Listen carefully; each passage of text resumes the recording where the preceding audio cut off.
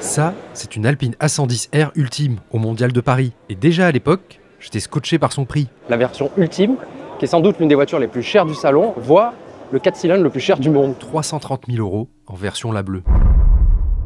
Est-ce normal de la proposer à ce prix? Du coup, j'ai voulu vérifier. Il y a quoi pour parfois moins cher que l'Alpine? Et oui, dans le lot, il y a de belles anglaises. On démonte tout point par point dans cette vidéo.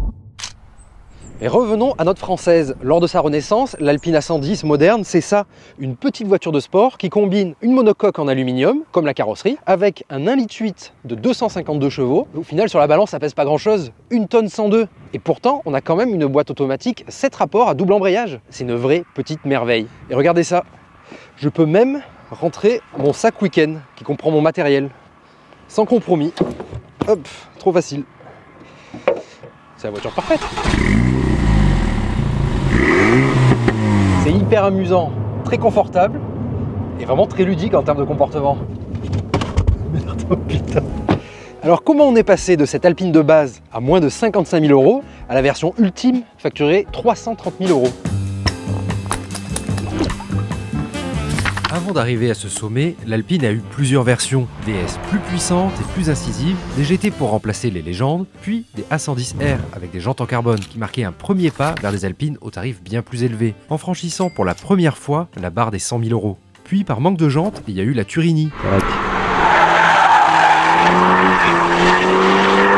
Et enfin, cette Ultime, avec celle-ci en tarif on est vraiment au bout. Elle est plus puissante, plus légère, avec plus de couple.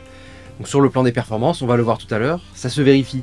Mais avançons à l'élection de la Sportive Motorsport 2024, qui même si elle ne comprenait pas d'Alpine, avait tout un panel de sportifs de différents segments, un véritable best-of des meilleurs sportifs du moment. Ah ouais, c'est ça. En fait, l'idée de la Sportive de l'année, c'est de réunir toutes les voitures qui nous ont plu dans l'année. Donc du coup, on arrive à des aberrations telles que réunir une Golf GTI de 300 chevaux et un Taycan de 1000 chevaux, enfin plus de 1000 chevaux, je ne sais même pas comment on fait. Aussi derrière.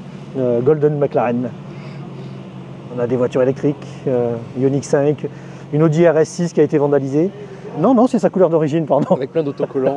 Enfin, il y a 9 voitures, voilà, c'est la Sportive de l'année. Et moi, mon boulot, c'est de faire le sujet sur ces 3-là. C'est compliqué ce métier, très compliqué. C'est un oignon avant. Aujourd'hui, c'est un petit mets succulent.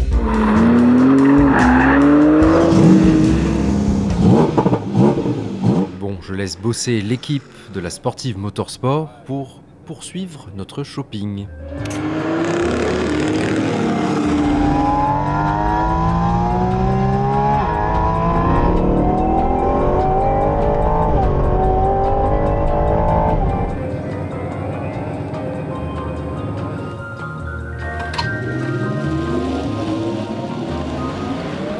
Et enfin, McLaren 750S Spider, 315 000 €.